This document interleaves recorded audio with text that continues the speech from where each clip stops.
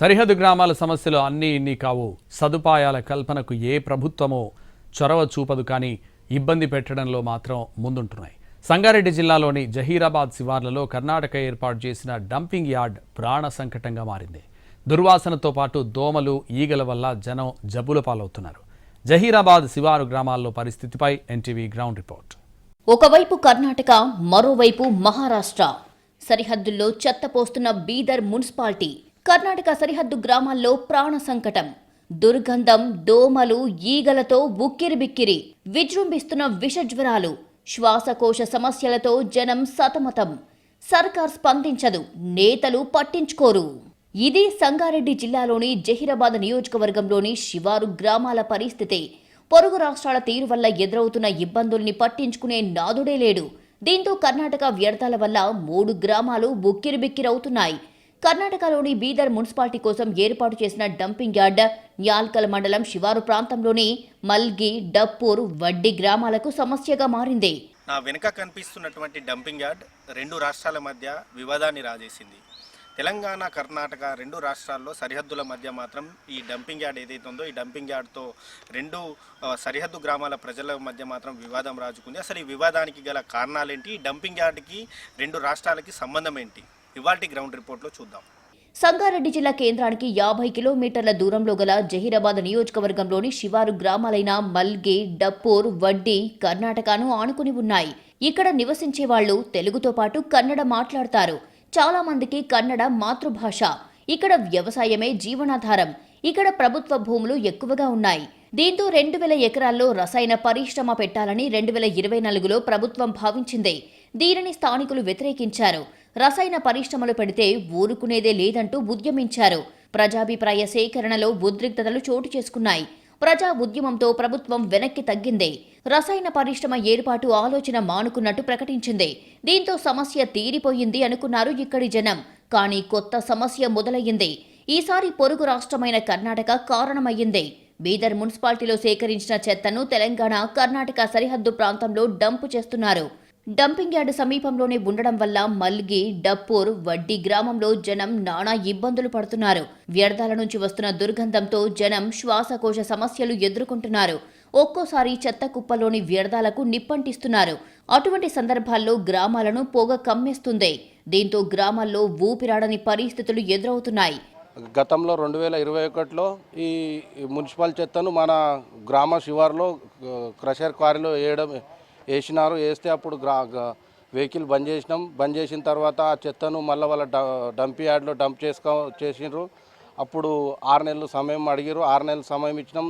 తర్వాత అక్కడ ఉన్న చెత్తను రీసర్క్యులేషన్ చేస్తే మీకేం ఇబ్బంది రాదని చెప్తే, సరే వెళ్తురు కదా అని చెప్పి మేము కూడా ఎవరికి ఎందుకు ఇబ్బంది అని చెప్పి డిస్టర్బ్ చేయలేము. ఈ సుమారు 3 నెలల నుంచి వాళ్ళు చెత్తకు నిప్పంటించి మొత్తము ఆ పొగ వల్ల అనేక వ్యాధులు వస్తూ ఉన్నాయి. డంపింగ్ యార్డ్ ఏర్పాటు చేసే ముందు కర్ణాటక అధికారులు తమను తప్పుదోవ పట్టించారంటున్నారు సరిహద్దు గ్రామాల ప్రజలు. భూమిని చదును చేస్తున్నప్పుడు పోలీస్ ట్రైనింగ్ సెంటర్ ఏర్పాటు చేస్తామని చెప్పారంటున్నారు తెలంగాణ సరిహద్దు గ్రామాల ప్రజలు. తమకు అసలు విషయం చెప్పకుండా కర్ణాటక అధికారులు దాచిపెట్టారని ఆరోపిస్తున్నారు. గ్రామ సరిహద్దు ప్రాంతం దగ్గర కర్ణాటకకు సంబంధించిన డంప్ యార్డ్ ఉంది. ఆ డంప్ యార్డ్లో బిదర్ నుంచి వచ్చే చెత్త వాహనాలు అక్కడ చెత్త వేస్తాయి. దానివల్ల మాకు అనేక ఆరోగ్య సమస్యలు వస్తున్నాయి. ముఖ్యంగా ఏంటంటే వాళ్ళు కాలబెట్టడం ద్వారా ఆ పొగ మొత్తం ఊరిని కమ్మేస్తుంది. మేము పీల్చుకునేది ఆక్సిజన్ కాదు, విషవాయువులు. ఇది ఆ వాహనాలు అనేది మా పొలి మీద నుంచి పోతాయి. అవి వస్తున్నప్పుడు దాని నుంచి మొత్తం రసాలు గారుతుంటాయి, ద్రవపదార్థాలు గారుతుంది. వాళ్ళు స్పీడ్గా పోతారు, బ్రేక్లు వేస్తారు, ఆ చెత్త కింద పడుతుంది. దానివల్ల ఆ చుట్టుపక్కల ఉన్నటువంటి రైతులు చాలా ఇబ్బంది పడుతారు. ప్రతిరోజు వందల సంఖ్యలో చిన్న వాహనాలతో పాటు 10ల సంఖ్యలో టిప్పర్ లారీలు చెత్తను తీసుకొచ్చి డంపు చేస్తున్నాయి. డంపింగ్ యార్డ్ ఏర్పాటు చేసిన నాటి నుంచి గ్రామాల్లో ఈగలు, దోమల బెడద ఎక్కువయ్యింది. జనం తరచూ జబ్బు పడుతున్నారు.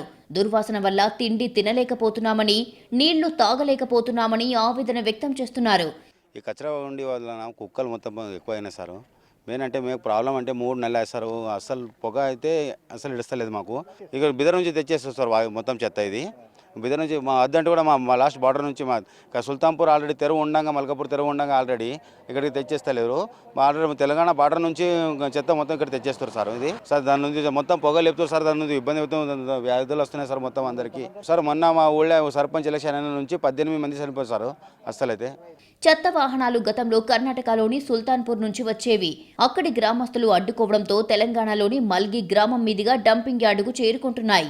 ఆ సమయంలో గ్రామాల్లోని రోడ్లపై చెత్తా చెదారాలు పడుతున్నాయి. అలాగే వీధి కుక్కల బెడద ఎక్కువయ్యిందంటున్నారు జనం.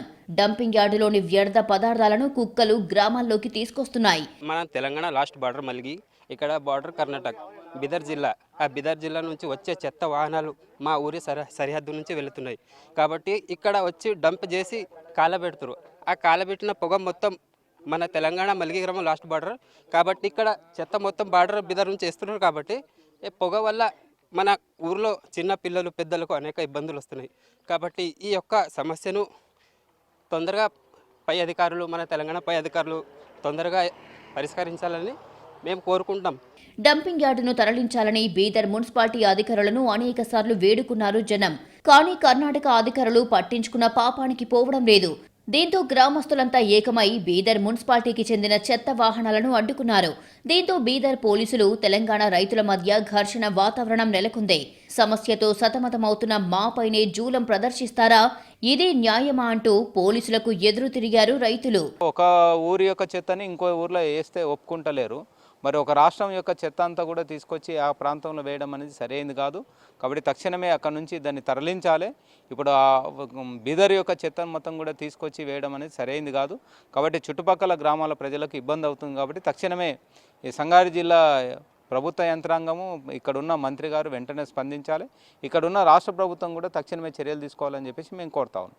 మల్కి గ్రామస్తుల ఆందోళనతో కొన్ని రోజులు బీదర్ మున్సిపల్ చెత్త వాహనాలు రాలేదు. కానీ ఆ తర్వాత కొన్ని రోజులకు మళ్లీ చెత్త సమస్య మొదలయ్యింది.